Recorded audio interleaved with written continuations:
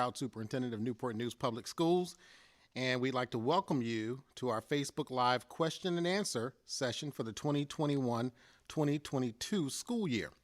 Thank you for joining us tonight. We started this school year with virtual instruction for all students, and in February we began welcoming students back to school for in-person instruction. While we know this year has been challenging, I extend my thanks to all of our families, students, and staff for your support and understanding as we work through the various challenges of this pandemic. This year, Newport News Public Schools was able to open our schools both virtually in the fall and in person in the spring with an emphasis on student and staff safety and quality instruction. We managed the distribution of computers for all students, ensured internet access, offered social and emotional support, and expanded student access to meals services throughout the city. Our priority remained the same: ensure that all students had the tools and resources they needed to continue their education. I am proud of all of that, and when I say that we should be proud, I am including parents, students, community partners, and our school staff. We've accomplished much this year together. Tonight, we want to engage you in our discussion on some of the details related to next school year and beyond. Questions such as, how will we open in the fall, will be discussed this evening. We'll also answer some of the details associated with our planning. Now, to get the elephant out of the room, I'll start off with saying very clearly that we expect to welcome back our students in the fall to 5 days of full instruction weekly that involves in-person instruction. Now, that said, there will be some details regarding safety, logistics, and the status of vaccinations for younger students that will have to be worked out and communicated in the coming months before we can say with certainty that our full plans will move forward. Additionally, Dr. Menglamot, our Chief Academic Officer, will share an exciting opportunity next year, the Virtual Learning Academy for high school students. However, before I get ahead of myself, I would like to introduce our panelists for this evening. So joining me in the studio is Dr. Tina Menglamot, our Chief Academic Officer, and Mrs. Mary Lou Rousseau, Assistant Superintendent for Business and Support Services. And joining us via Zoom are Dr. Felicia Barnett, Executive Director of Secondary School Leadership, Dr. Michelle Mitchell, Executive Director of Student Advancement, and Mrs. Lori Wall, our Director of Elementary Curriculum. Thank you all for joining us this evening. And at this time, I will turn it over to Mrs. Rousseau, who will provide an overview of our efforts to support students and staff. Mrs. Rousseau? Good evening, and thank you, Dr. Parker. The health, well-being, and safety of Newport News Public School students and staff served as the guiding principle for our Return to Learn plan. We aligned our operations with the reopening guidelines outlined by the Centers for Disease Control and Prevention, the Virginia Department of Health, and Virginia's guidance for reopening of schools. The CDC determined that consistent implementation of its safety measures lower the risk of exposure to the coronavirus.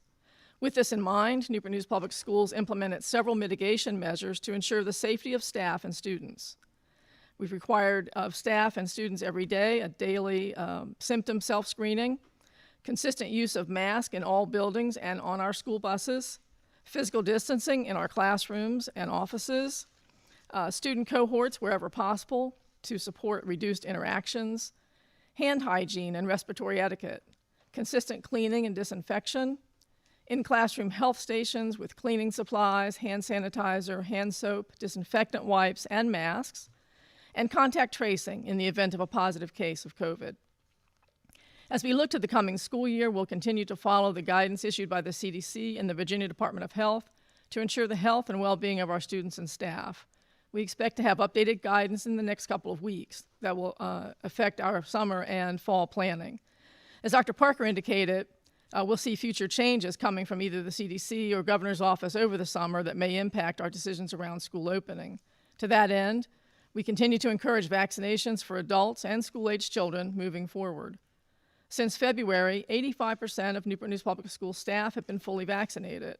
We benefited immediately by seeing less of our staff being quarantined for 10 or more days. Vaccinations for students will avoid disruptions in attendance for students next year as well. While it remains an individual family decision, we firmly believe that vaccinations will allow our students to work, learn, and play in a safe environment next school year. Thank you, Mrs. Rousseau. Dr. Manglamott will provide us with an overview of our plans for the 2021-2022 school year. Dr. Manglamott? Thank you, Dr. Parker. Good evening, everyone. It's a pleasure to be here tonight to talk about our plans for the upcoming school year. The first thing I want to start off with is to discuss our preschool and our kindergarten registration. It's currently underway. We started a registration and opened up in March for preschool. Our students, all parents, can go online. There is a pre-registration portal that is active on our school website, and you don't even have to go to the link down there. You can go right to the homepage, scroll all the way down to the button, and you'll see a big picture, and you can click on that picture. It will take you to a pre-registration. You can register your students online pretty much from anywhere, and then the school will collect that information and be in contact with you. So, as Dr. Parker said, and Mrs. Rousseau, that we are returning to a 5-day in-person instruction next week for the 21-22 school year. As you know, we will continue utilizing our Chromebooks, so students will still bring their laptops to school. We are going to be using the Canvas Learning Management System to deliver instructional content to our students. And the beauty about that is we are going to employ what's called a blended learning model, which is an instructional model that allows students all across the division to learn pretty much at their own pace, their own place, and their own time for learning. So pretty much if a teacher has a recorded video, they can watch that again and again, over again before the test. They can do it at grandma's house. They can do it on vacation. They can upload their assignments. They can receive immediate feedback from a teacher. So all students will have access to that learning management system next year, where we will utilize the blended learning model. Now, for those students that don't want to return 5 days a week to in-person instruction, we are going to have remote learning options for students. If a parent chooses to, for whatever reason, due to the pandemic, to not feel that it's safe enough for students to return, they have an option to still learn virtually at home.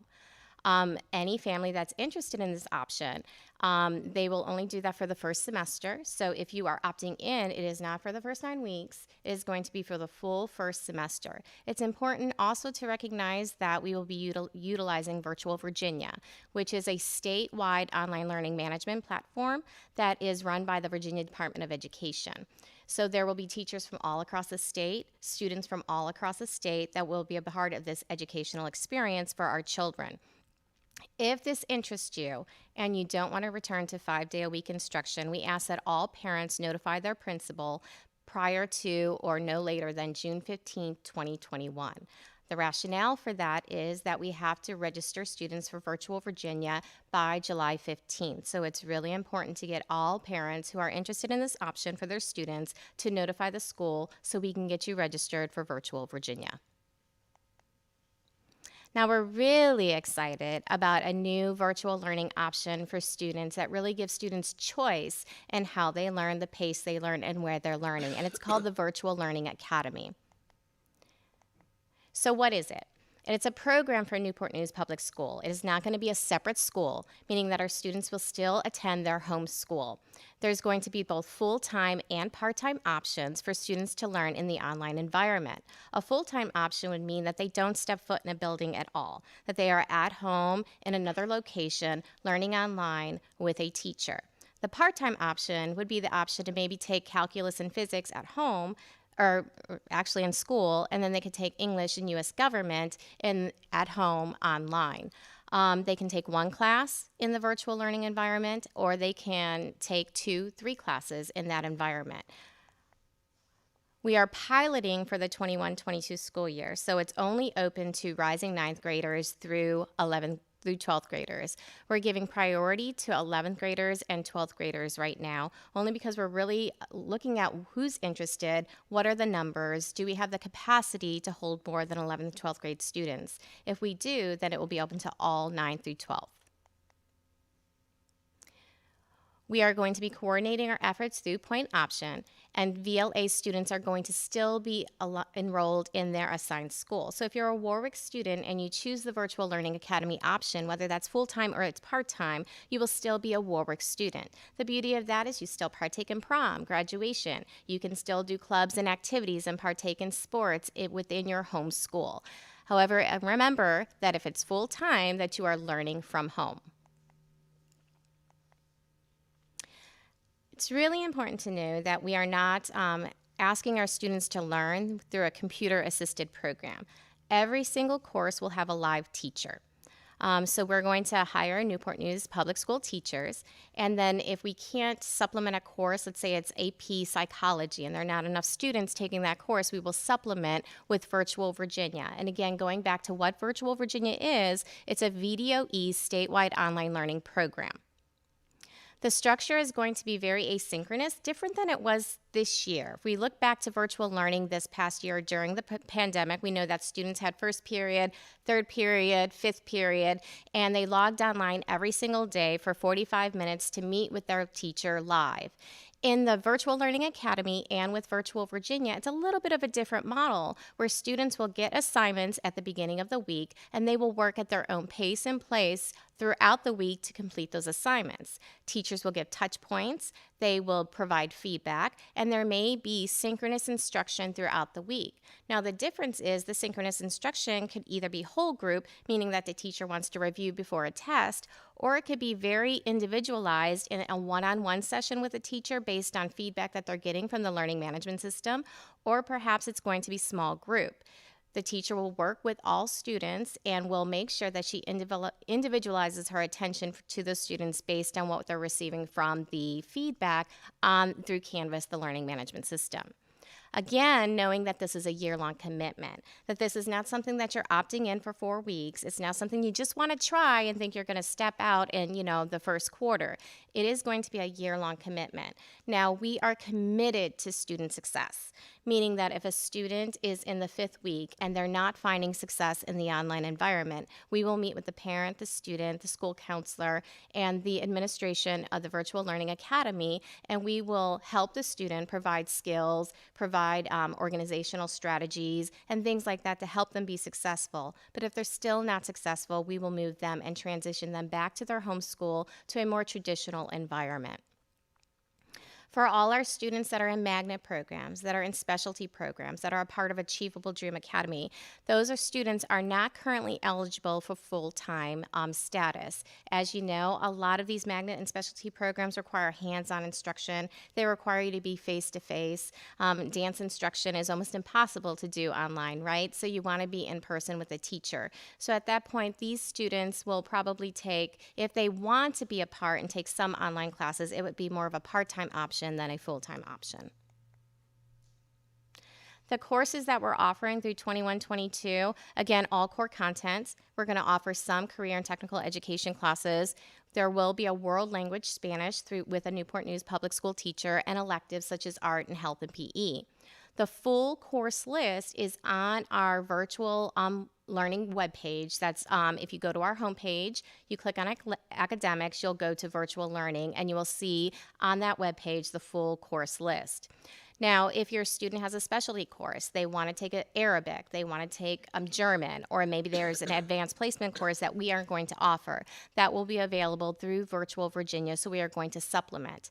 Now, the student experience, however, they log into Canvas, they see all their courses, regardless of whether it's a Newport News public school course or a Virtual Virginia course. There's a process to register, but there is not necessarily a criteria to be accepted in. So we're asking that all of our students, and I've said this before, that online learning is really a learning style. It is not a criteria that you need a 3.3 or above to get in or a 3.4. It really is, how do you learn best? And only a student really knows how you learn best. So we want all students to take a self-assessment. That self-assessment will be scored at the end. If a student receives a 70 or higher, they can go ahead and apply to the Virtual Learning Academy through Student View. If a student gets lower than that, then they need to consider whether or not they have the right characteristics to learn online. All students should make an appointment with their school counselor. So those who apply, the school counselor will reach out and make an appointment with you. Students who take the self-assessment and aren't sure if this is for them should reach out to their school counselor and talk about the self-assessment. And together, the school counselor will have a dialogue with the student and potentially the parent, depending on the case, and to determine whether or not they actually want to put that application through our system. Part-time registration is going to take place at the school, and full-time registration is going to be handled through the division. Now, students ask all the time, will I get all my courses? We're going to try to work really hard to make sure that the schedule that you have right now is the schedule that you receive online. However, we don't know if it's going to be a Newport News public school teacher teaching you or Virtual Virginia, depending on the specialty course that that's in your schedule. We can say, though, that if you want to apply, that this interests you, we're not going to get rid of your current schedule. So you can apply. You don't get unenrolled from your in-person classes that you've already registered for. We will look at your schedule. We'll have a dialogue with you. We'll reach out with you by, I think it's July 5th, and we'll talk to you about whether or not we can keep your schedule as is, if we need to make any sort of modifications. And at that point, the student has the choice to determine whether or not they want to move forward with the Virtual Learning Academy or stick to the traditional in-person instruction. Make note of deadlines. May 10th, the application window opened up. May 26th, the application window was going to close, but today I pushed that to May 28th because I realized that today is May 26th, and we don't want to put that deadline here right now. So we've opened that up till May 26th. June 16th, we have a deadline for our parents to request pandemic virtual learning. So make sure you get with your school principal and determine whether or not that's of interest to you. And then July 15th, it's important to note that our Virtual Virginia registration closes. So we do need to have all parents who are interested in pandemic learning get that request to our principals. And at this time, Well, thank you, Dr. Manglamont. So we've covered some preliminary information that we wanted to share before we started to entertain individual questions. And we will, at this point, open up questions from the floor. Thank you, Dr. Parker. We have already received some questions, and the first one is for you, Dr. Parker. Yes, ma'am.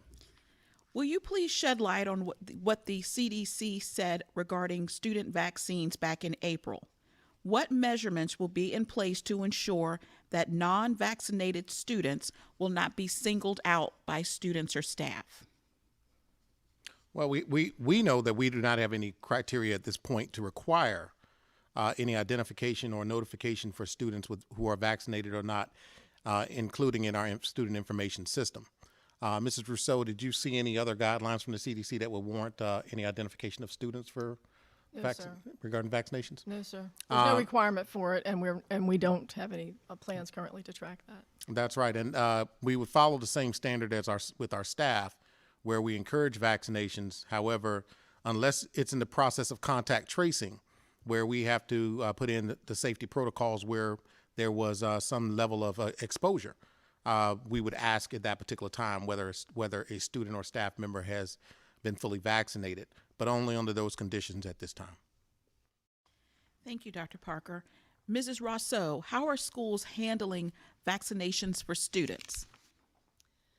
Well, currently, we don't have any vaccination sites planned at our schools. We are looking into doing that, but the city does have a site at the old Sherwood Shopping Center where students who are eligible for vaccinations can go to get their vaccine. And I believe that there are also some local pharmacies that are also providing vaccinations for students. It's just for students at this point from 12 to 17, and they would have to have parental consent, and in some cases, they have to have their parent with them. At the point where vaccines are available for younger students, our youngest learners, that would, that's not available yet, and the latest thing that we've heard is that might happen by September. So more to come on vaccines. Thank you. Dr. Manglamont, is the 5-day-a-week in-person learning going to be full day or half day in the fall? it's going to be full day for all students following the normal schedule, school hours. And I have another question for you, Dr. Manglamont. Is there going to be a possibility for the class of 2021 to return 5 days a week for the remainder of the school year? Currently, there is not. We're following a 4-day-a-week model. I believe that students already had the choice that if they wanted to attend 4 days a week, they needed to reach out to their building principal. But at this time, there is not a 5-day-a-week return. Thank you. Mrs. Rousseau, how is Newport News Public Schools coordinating with the CDC guidelines and its mitigation strategies? Well, we have been following the CDC's mitigation strategies from the beginning. We've required, as I mentioned earlier, self-checks for both our symptom checks, both for our staff as well as students. We've required masks in our classrooms and offices and on our buses. We've been doing hand hygiene. We facilitate that by having classroom stations, wellness stations in our classrooms. And our custodial staff has been busy cleaning our classrooms and high traffic areas in our schools continuously throughout the day so that our learning spaces are safe for our students and staff. So we've been also doing contact tracing, which has been an important part of our mitigation strategy. Our nurses have been working hard to make sure that if people are identified as having COVID, that their close contacts are notified and can quarantine so as to minimize the spread throughout our schools and offices. Could I add on to that question?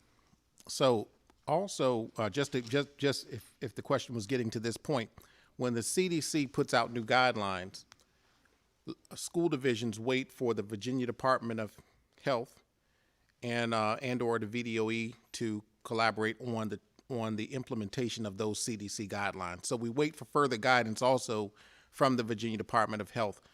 In some cases, they may interpret those CDC guidelines different than how it was initially articulated through the CDC. So once we receive that guidance, then we are briefed and provided further guidance on how to implement those CDC regulations. So you may read something on a Sunday and expect it to be implemented on Monday, but that has not been the case.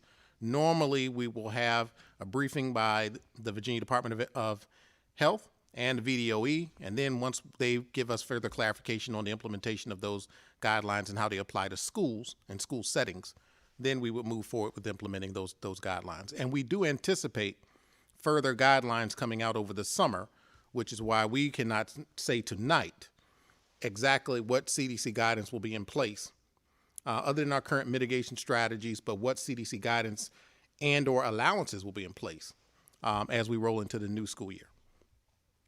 And Dr. Parker, thank you for sharing that, because we do have questions already about whether or not students will have to wear masks every day next year and how we plan to social distance students, particularly in high schools where there could be upwards of, almost 2,000 students in the hallways during class changes. So, I'll let Ms. Rousseau kick off that question, and I may piggyback off of her there. But again, it's preliminary to say what the guidance will be in August and moving into September at this time, because we anticipate further guidance from the CDC as we move into the new school year. Ms. Rousseau? Sure. The physical distancing guidelines were based on the community spread that was occurring in our locality, and that number's changed a lot. So over time, it was trending down, and when we talked to the board last week, our numbers were in the 30s. Just today, I checked, and the locality for Newport News is at 91. So not moving the direction we'd like to see. But that will have something to do with what the social distancing requirements are when we return in the fall.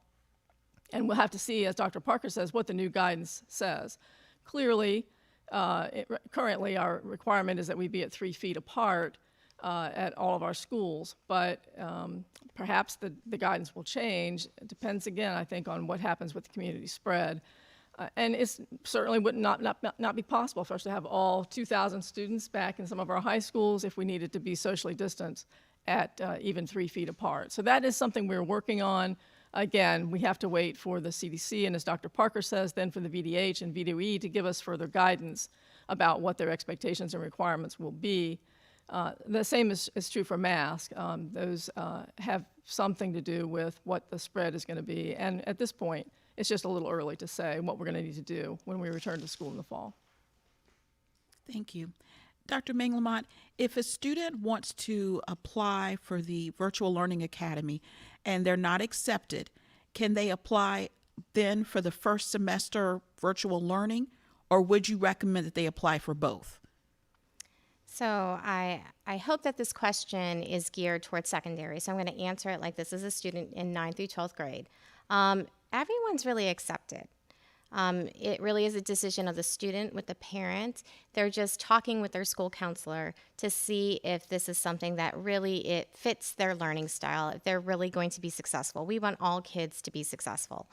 Now, if for some reason we can't meet your schedule to 100%, then that would be where you would have to make a decision as a student whether or not you want to go in person or perhaps change your schedule. But we are working really, really hard to make sure we meet every student's schedule. Again, it's those oddity classes that, may be hard if only 1 or 2 students want that particular class and Virtual Virginia does not offer it, then that's where we'll have to look at schedule modifications.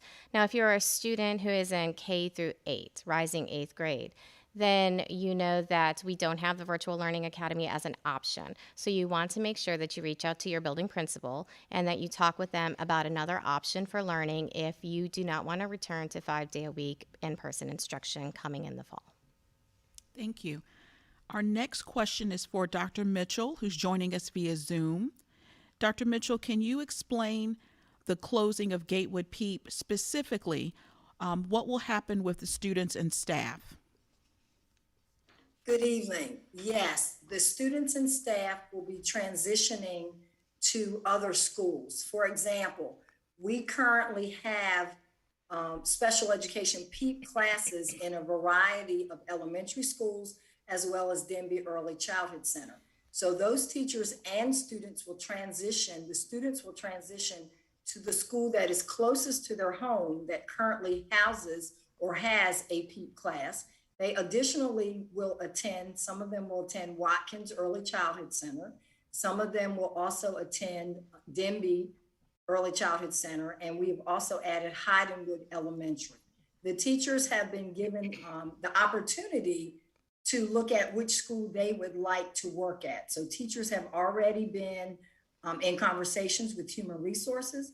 They've made their selections and Human Resources is placing them. So I really want to stress that the services will remain the same.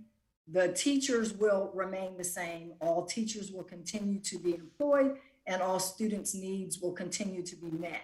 So in other words, if a student was receiving speech language services and they were at Gatewood Peep and they now are going to go to Watkins Early Childhood Center, they will continue to receive speech language services at Watkins Early Childhood Center. Thank you, Dr. Mitchell. Dr. Parker, when is the first day of school for next school year? The calendar says Wednesday, September 8th. Will that still be the first day of school? Absolutely. That's the first day of school for students next year. And we're looking forward to that day to come soon. Thank you. Dr. Manglamont, is Canvas still going to be used next school year? And if so, is there a way to make the assignments a little easier to find for students? That's a good question. Yes, Canvas will still be utilized. We are giving our kindergarten, pre-K through grades 1 an option to merge Canvas with another tool called Seesaw, which is just a little bit easier for our earliest learners. Now, as far as the assignments, please give us feedback. We, of course, want to make it easy for our students. We want our kids to be successful. So if there's any feedback you can give to provide us more consistency from one teacher to another to help kids find assignments easier, we'll take that feedback. We're currently meeting in teams, though, right now to find a way to make sure that we have a model for our courses that is consistent in middle school, high school, and, of course, elementary. Thank you, Dr. Manglamont. Next question is for you as well. Will school hours be the same for elementary students next school year? I don't think we begin having the discussion about the school hours. I don't foresee them being any different than what we have now, but look on the website and we'll have information coming closer to August for you to be able to make plans and consider your transportation and things like that. Thank you. And the academic questions keep rolling in. I So bet. staying with you, if student vaccines become mandatory, will the Virtual Learning Academy registration open back up? We are going to close our Virtual Learning Academy registration because we have to plan. We want it to be successful. Now, if there are one-offs, there's special circumstances and things we need to consider. We'll consider those on a one-on-one basis. But right now, we plan to close our registration and move forward with the planning stage so we can implement successfully. Dr. Manglamont, will students continue to use Chromebooks or will they go back to having books and lockers? Well, we may not get rid of books and lockers completely. We want our students to be able to store stuff safely and securely, but we definitely will be using our Chromebooks. So parents, please make sure that they're charged every night so they can come to school fully charged and then we don't have to worry about them losing their battery. Thank you. And Dr. Manglamont, will there be a summer learning program this year? Yes, there is. We have our Summer Spark as we normally do. This year was a little bit different. We really, really wanted to have a really strong focus on literacy and mathematics. We've used a lot of diagnostic tools. We're following our students very closely as far as their growth is concerned.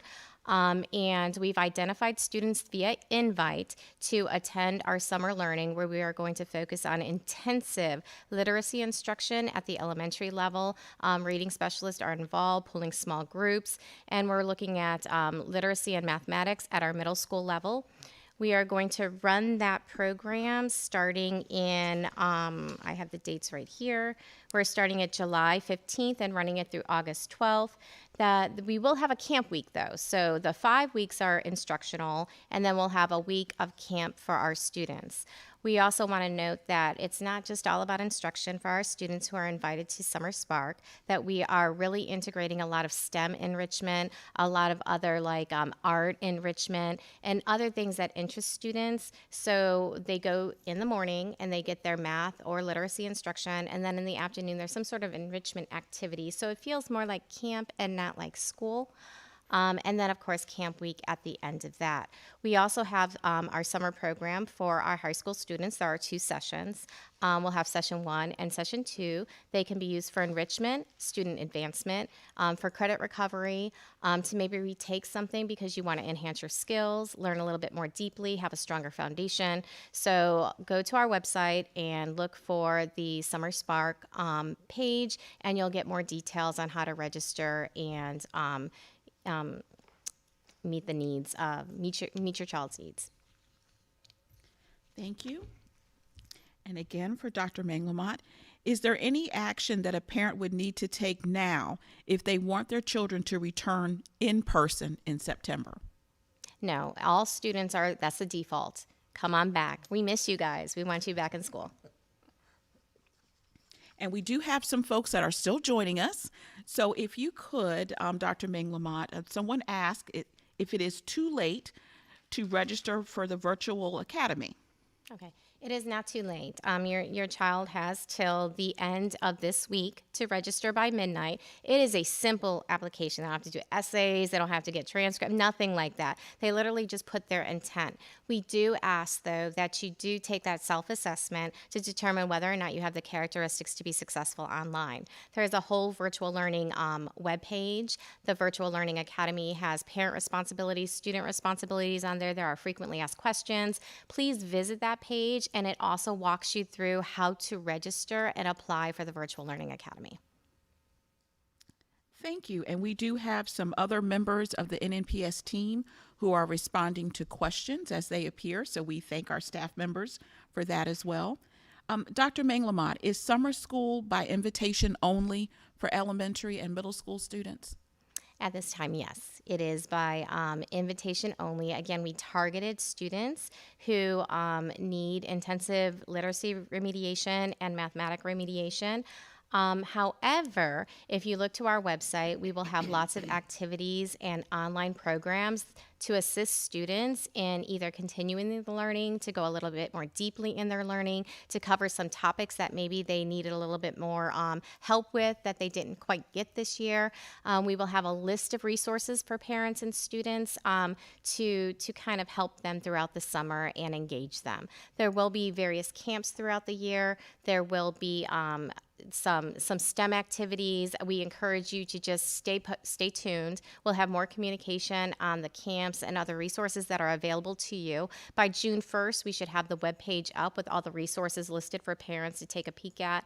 We're utilizing all our online resources. We're not sending you to outside the division resources. These are our programs that your students have used throughout the year and will continue to use next year. So we really encourage you to look at that webpage and get your students active throughout the summer to continue their learning. And of course, we want our students reading. So the best thing to do for students throughout the year is to encourage them to pick up a book, go to the library, get any sort of resource so they can continue their learning throughout the summer. Thank you. Our next question is for Dr. Mitchell. Dr. Mitchell, will there be any summer learning programs for special education students? Yes, there will be. We have special education programs for preschool PEEP on up through high school. We are focusing, as Dr. Manglemont mentioned, on literacy skills. So in preschool, we're focusing on pre-literacy skills. We are focusing on literacy in elementary, middle, and high school. You can reach out to your child's teacher. If your child's teacher has not made a recommendation, our teachers are calling, our supervisors are calling parents as well, encouraging them to sign their child up for our programs. As Dr. Manglemont mentioned, we miss our students and we want them there. And we certainly have a robust, exciting, and engaging program for them this summer. Thank you, Dr. Mitchell. Dr. Manglemont, we've had some additional family members join us. Can you remind us again about the remote pandemic learning option? Absolutely. You have the option to have your student for the first semester to learn fully online. We want you to know that it will not be a Newport News teacher. It will be utilizing Virtual Virginia. It will be mainly asynchronous with like a synchronous hour throughout the day. And when the student returns the second semester, they will have a Newport News teacher. So they'll switch teachers. So they'll have the Virtual Virginia teacher in the first semester, and in the second semester, they'll get a Newport News public school teacher. Again, remember, go to your building principal, talk about your options. Talk to them about why you're uncomfortable having them come 5 days a week. Let your building principal talk to you about what the school is going to look like next fall. Talk about what the classroom spacing is going to look like, the safety things that we're going to put in place to ensure safety of all students.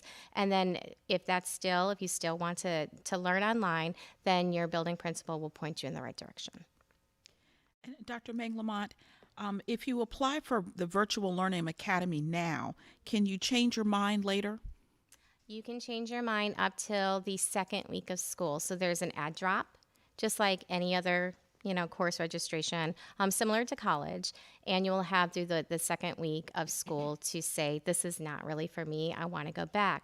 Now remember though, that you have your schedule right now. You apply to the Virtual Learning Academy, we reach out to you, we create a schedule for you. At that point, once we create your new schedule, you will lose your old schedule. So that's something to just keep in mind as you move forward with choosing the Virtual Learning Academy as your option for learning next year. Thank you. Dr. Manglemont, you're on a roll. Do students have to return their Chromebooks at the end of the school year? No, we are opting to allow students to keep their Chromebooks throughout the summer, which is really good because we want you to continue learning. Again, we have our webpage that has a list of resources for you to continue learning throughout the summertime. Thank you. And again, I'm going to point out to you that there's a lot of academic questions coming in, Dr. Manglemont. How can students apply for Spark at the high school level? Reach out to your school counselor or your building principal, and they can help you apply. Again, there are 2 sessions, right? So you have summer session 1 and summer session 2. So if you just have one class, you can opt to just do the first session and have the rest of the summer to yourself, or opt to take a break because you're tired and you worked hard all year, and then you join session 2. Thank you. We have another question for you. What is our plan for supporting learning loss? That's a good question, and that's a really complex question. First, we've been addressing learning loss all year long, and I don't know if there really is learning loss. Our data is showing that our students have maintained, which is really good, and there is some growth as well, which speaks to the resiliency of our students and our teachers during a really challenging time.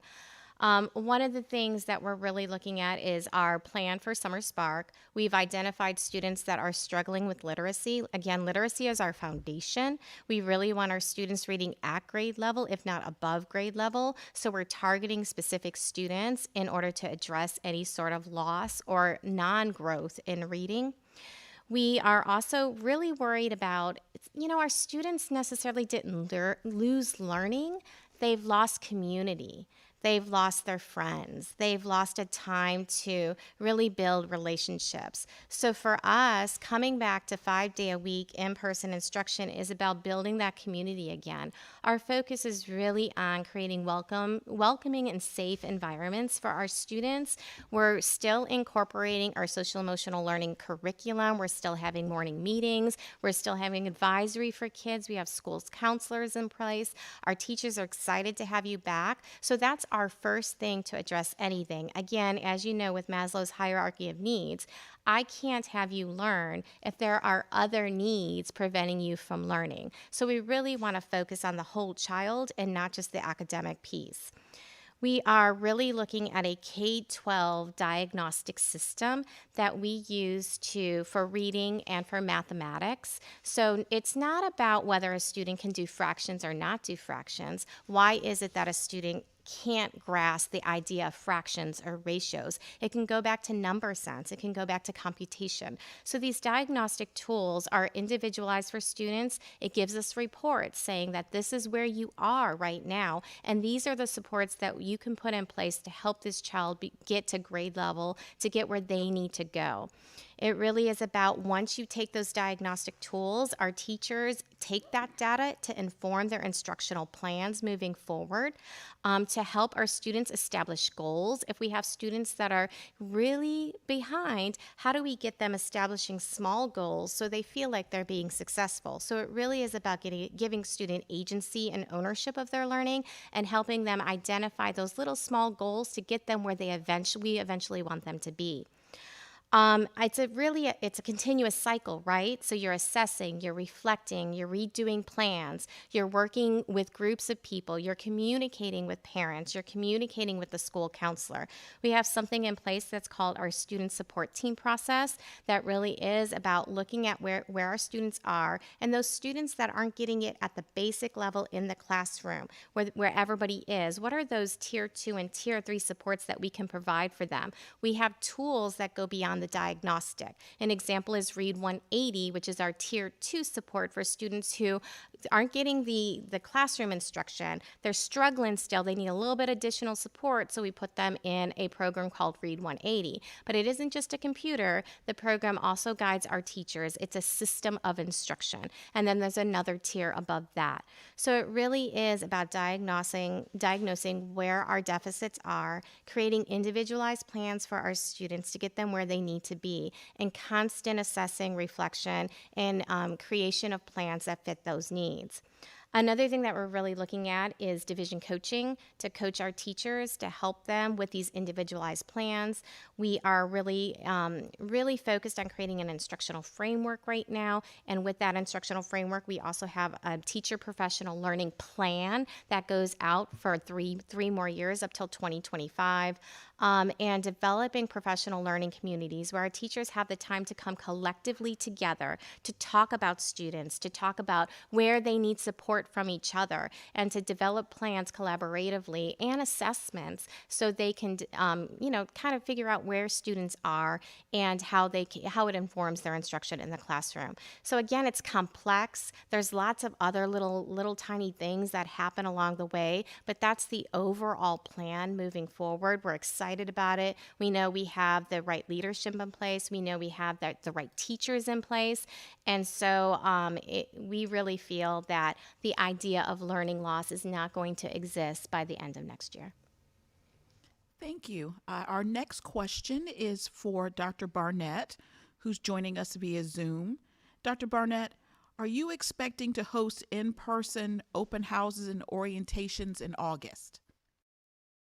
Good evening. Yes, it is our plan and to continue our tradition of hosting our open houses for our middle and high school and our back to school nights. We're also working to ensure that we host a transition program for our rising sixth graders and rising ninth graders to acclimate them to their buildings prior to school starting, giving them an opportunity to meet their teachers as well as families and to kind of get a layout of the school and be able to ask questions prior to the first day of school. Thank you. And again, I want to thank the staff members who are interacting with many of our families online. So special thanks to Dr. Bird and Mrs. DiMarino for answering those questions. And we had an interesting one. We keep referring to SPARK. And someone asked, what does SPARK stand for? And Dr. Bird reminded all of us that it stands for the Summer Program for Arts, Recreation, and Knowledge. So we thank you for assisting with that. Dr. Meng Lamont, will there be marching band next school year? Yes, there will. We plan to follow CDC recommendations, though. Right now, students can perform and practice with their instruments. If they must wear masks, socially distance. If there's a wind instrument, we've created like bell covers. I didn't really know what that was until I saw the picture, but it covers the mouth of the instrument, so when the air blows through it, filters it. So we can still have that, and we'll see what CDC guidance brings us come closer to the end of July and August. We will continue to have band camp that starts for most schools at that last week of July and goes through that second week of August. Thank you. Mrs. Rousseau, do you know yet if students will be able to eat in the cafeteria next school year? Well, we're not really sure about that yet. What we do know is that we'll provide meals for our students. The USDA has already waived their requirements for the National School Lunch Program, which means that we'll be able to feed as we have this year, if that's necessary. If we're able to get students back in the cafeteria, we certainly will do that. So again, just waiting for the guidance so we'll have a little better idea what we can do. Thank you. And our next question is for Mrs. Wall. Are there any plans to expand pre-K this coming year? We have a parent asking if there's going to be pre-K at Kiln Creek. So at this time, there won't be a pre-K program at Kiln Creek, but I encourage that parent to register and see if we can get them as close to Kiln Creek as we can in our pre-K program. That will be 5 days a week in person next year. And we are looking to expand our program in the future, not this school year, next school year, to include 3-year-olds. So those of you that have students that are going to be turning 3 next year, start thinking about that. So I know we'll be able to get that student close to Kiln Creek as we can. Thank you, Mrs. Wall. Dr. Mitchell, we had someone to just recently joined us. Can you remind us again if there will be some Spark programs offered for our special education students? Yes, it's definitely my pleasure. Yes, we will have Spark programs this summer for students with disabilities. It will run the same time as the elementary, middle, and high. And we also are super proud that this year we will have summer school for our PEEP students. So our 2, 3, 4-year-olds who are in PEEP. So we will have summer school from PEEP all the way through 12th grade for students with disabilities. If your child's teacher has not reached out to you to inquire if you are interested, please feel free to reach out to your teacher. We did do it based on looking at some data and identifying students, but we certainly have room for more. So reach out to your child's teacher. We will get them registered and ready to have an engaging summer in Spark.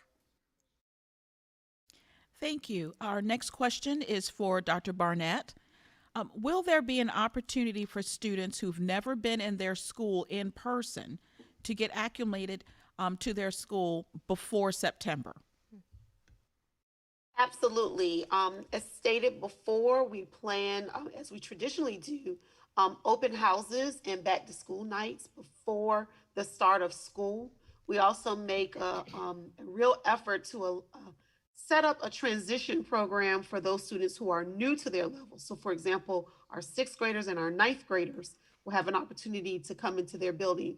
But since now we've actually been out, and many of our students who will be returning, it may be their very first time in the building, even if they're not a sixth or ninth grader.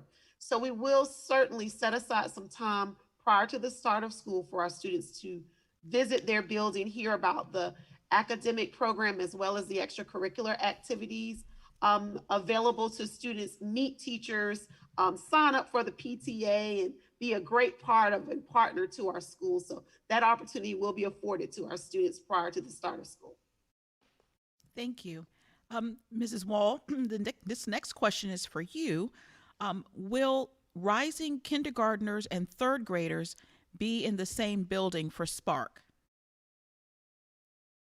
So our K2, our rising kindergarten through second grade students will be at 4 locations, and our rising third through fifth graders will be at 4 other locations.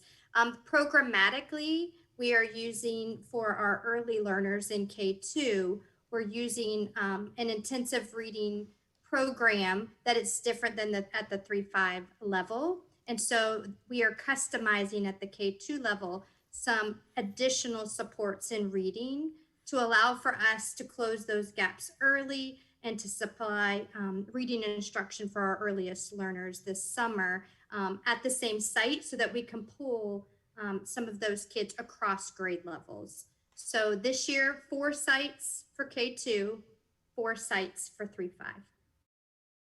Thank you, Mrs. Wall. Dr. Manglamott, can you please explain who will teach virtual learners the first semester? Will they be Newport News Public School teachers? Good question.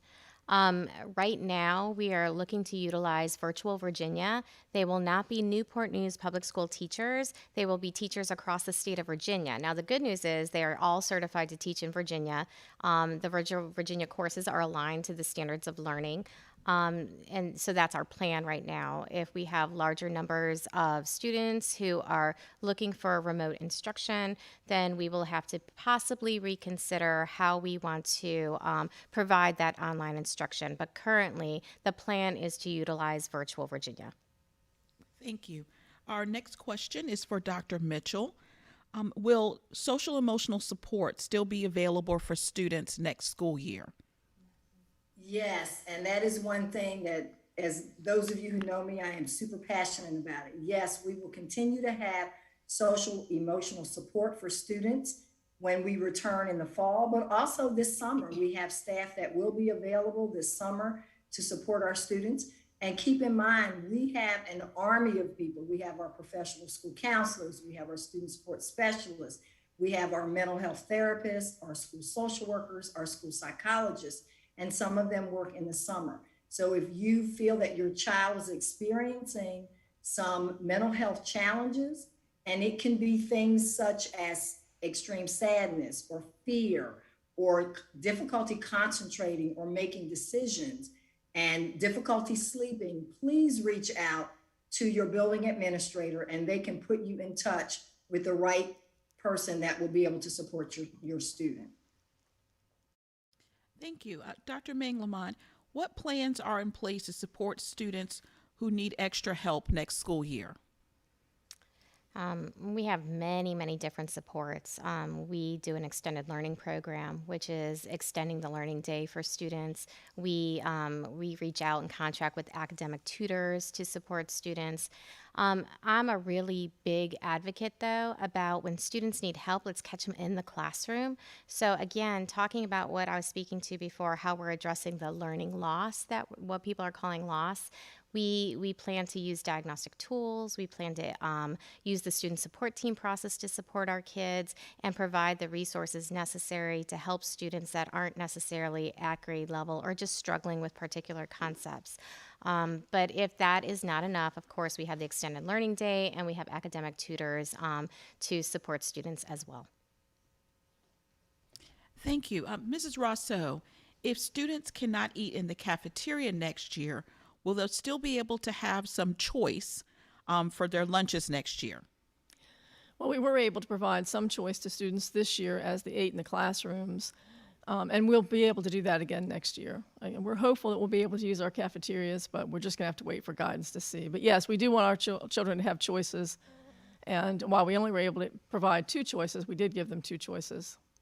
So we'll do our best. Thank you. Dr. Manglamont, when will information for those students who are invited to attend Spark be sent out? I'm going to defer to my elementary director. I know she has the dates. I don't have them in front of me, and I don't want to give the wrong date. Lori, can you assist me with that? Do you have it in front of you? So this week we will be finalizing all of the invites, and then we'll hand that over to transportation so that they can then make sure that we have bus stop information and we have a location for the children. And so all of that information will be sent to families prior to the close of school. So by the time they finish, you will have information about where your child will be going to summer school, as well as information about their bus stop. Thank you. Dr. Manglamont, how can we be confident that virtual teachers are 100% aligned with standards of learning? I can go with both Newport News public school teachers and Virtual Virginia. So I'm not really sure what the question is addressing. Virtual Virginia is a program of the Virginia Department of Education, and they've created the standards. And so therefore, those courses are all aligned with the Virginia standards of learning. Again, if it's an AP course, they're aligned to the College Board. If it's an IB course, again, aligned to that. If it is a Newport News teacher, all of our courses will be aligned. Our curriculum is fully aligned, and our teachers will follow the curriculum and pacing of Newport News Public Schools. Thank you. Mrs. Rousseau, does our child nutrition staff offer vegan options? Yeah, I'm not really sure the answer to that. I'll have to get that information out to you. We can do that. And also, if students don't care to get lunch at school, can they still bring lunch from home? I believe that we have allowed students to bring their lunches from home, and I believe that we will be able to do that again next year. Mrs. Wall, this next question is for you. Will there be after-school programs next year for students that need extra help? So just like Dr. Minglamont talked about earlier, we will look at schools that have the extended learning day. Some of the support that we have during the school day is our first line of defense. How can we support kids while they're in school with high quality instruction, as well as time to close any gaps that are impeding their growth for meeting grade level standards. So there will be several options for after school, but we're still working through what those options will be. We thank everyone for joining us tonight. We have one final question for Dr. Manglamont. Will summer school options be in person? All of our current plans for the intensive literacy and mathematics intervention will be in person. Our high school program will also be in person.